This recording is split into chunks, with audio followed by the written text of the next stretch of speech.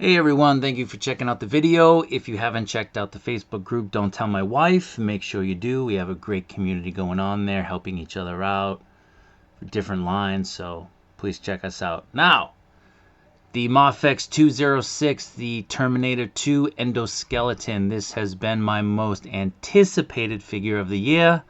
Finally picked it up today, and I am very, very excited. Is it going to live up to the hype? Who knows? We'll see.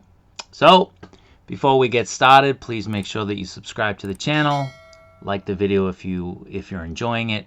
I appreciate it as always. So, let's get into the review. So, we start off with the box. Here it is. It's the endoskeleton from Terminator 2. Here is the side. And going back to the other side, it's a great piece, great engineering. And you get a good look at the figure there in the back.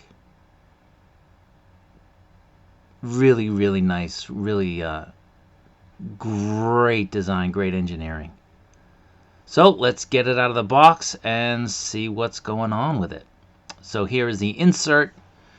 You can see it's a pretty cool insert. I'm tempted to keep it. Now, here's the hands. So we have the trigger fingers here.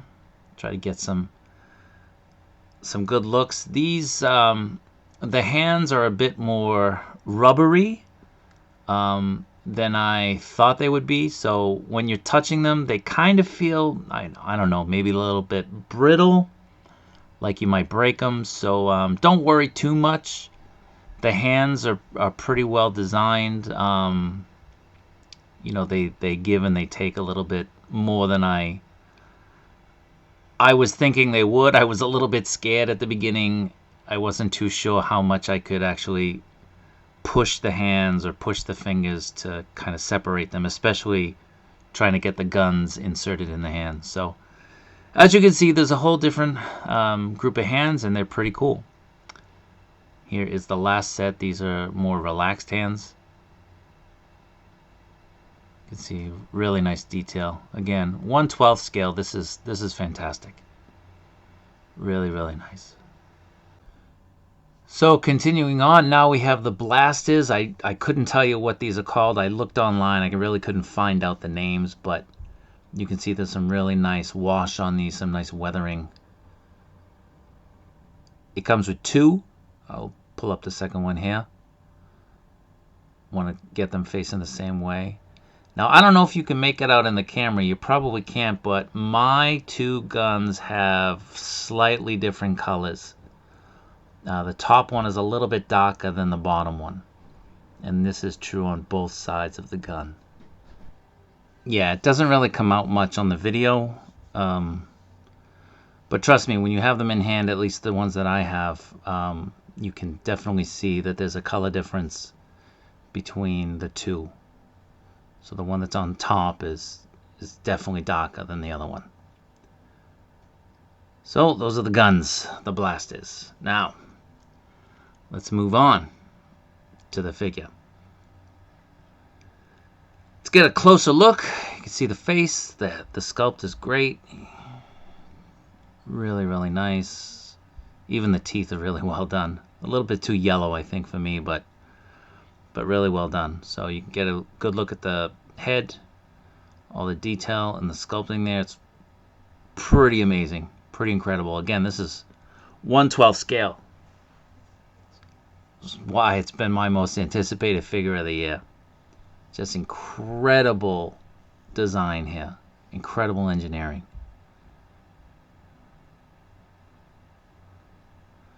Get a look at the top of the head. Not too much. Try to keep it in focus. It's pretty cool. Pretty cool. So taking a look more at the body, that upper torso right there, especially at the shoulders, the arms, the chest, it's really great. Now you're at the sternum. Making your way down, you can see all of the great detail there. And the feet. That heel ball joint is cool. It doesn't move, by the way. It doesn't move. So the back of the legs. Now, these pieces here on the back of the legs, we'll talk about them in a few minutes, but they're very, very brittle. The back and back to the head, the neck. So let's turn this around, get them in focus, and we can start talking about the figure. So start with the head, bring it back here for a little bit. Try to get them in focus again. Sorry about that. So we got to move them, but you can see when you move the figure, you're getting some tension on the wires that go to the back of the head. So you can only really turn it so far. I didn't really want to push it too much. You get a little bit of range going up, not too much. That's about it. Going down, you get a much better range, as you can see. Looking down is pretty good, I guess, standing over his fallen prey, which would make for some good photography. So turning it, as you can see, that's really the extent of it. You don't really want to go past that, nor past that. It's not even 90 degrees. It's probably like 60 degrees. Taking a look at the arms, they go up to about there. So you do have the wiring that connects in the shoulder with the arms. You don't want to push it too much. There is a swivel on the bicep, which is great. It's very nice.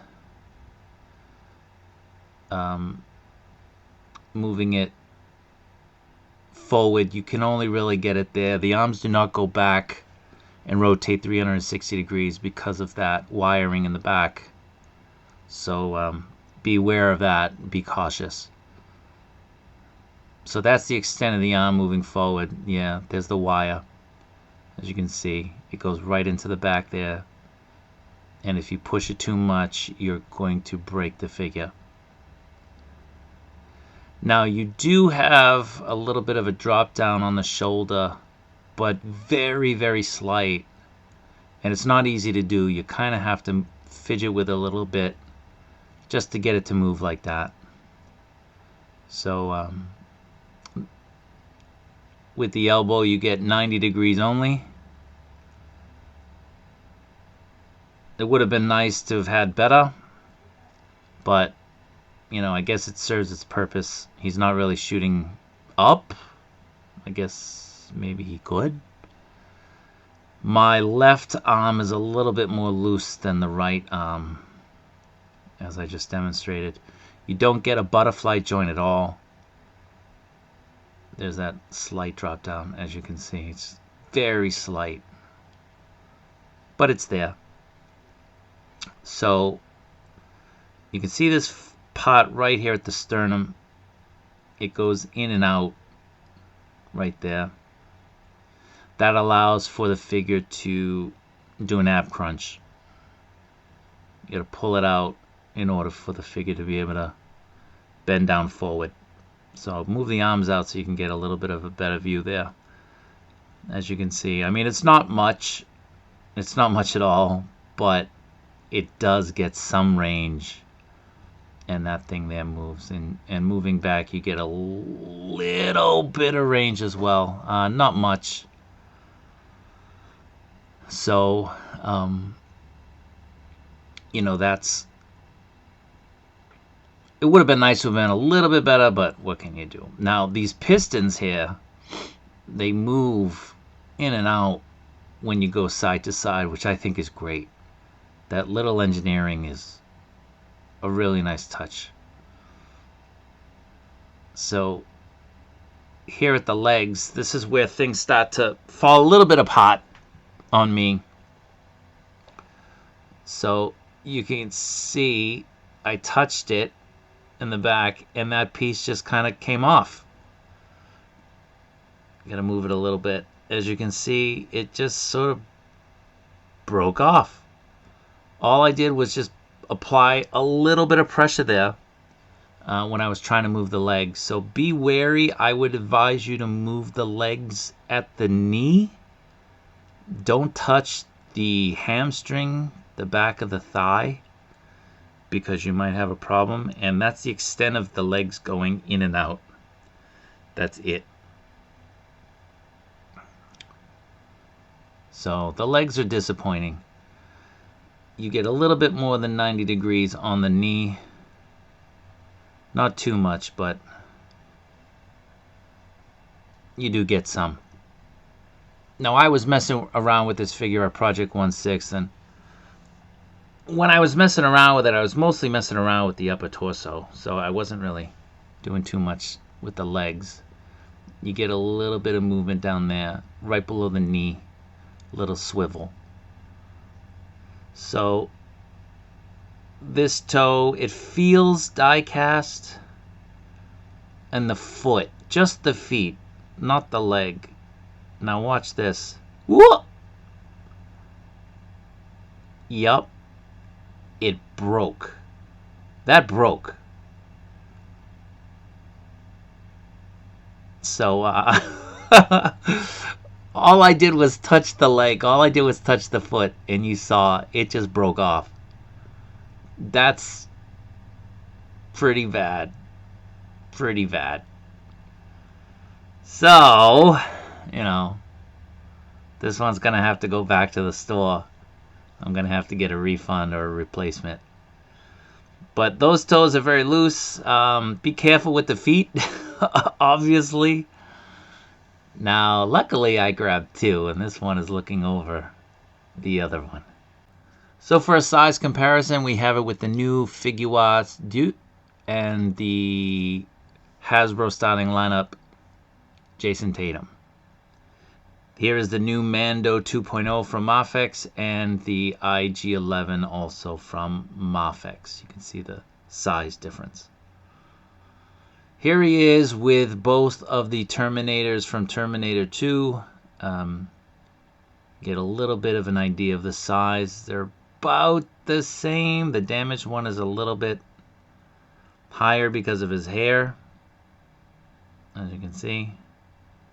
But they both with the hair are higher, but I guess the head might align. So they scale. Not bad.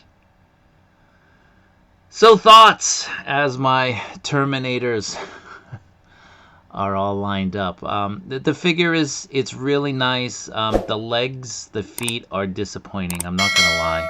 The fact that my foot just fell off and broke when I barely touched it is very disappointing. But just be careful with the figure.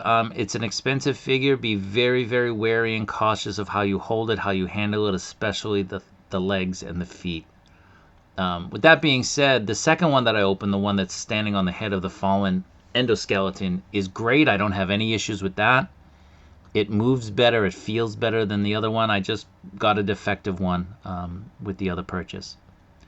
So I appreciate you watching the video. Thank you as always, and I hope you all be good and be safe.